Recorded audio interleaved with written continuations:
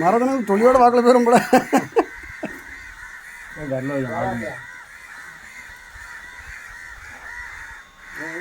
அது ஒரு பழத்தை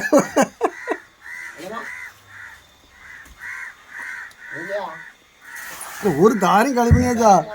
ஆனால் ரெட்டை பழத்துங்க இப்போ இருக்கிறது சிறந்த புரோட்டீன் தான். ரெட்டை பழ கிடக்கு இல்லைன்னா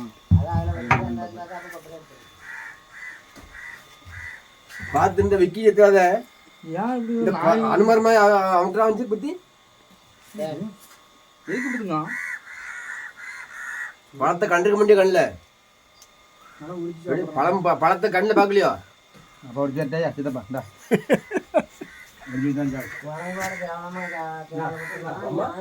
போடுறாங்க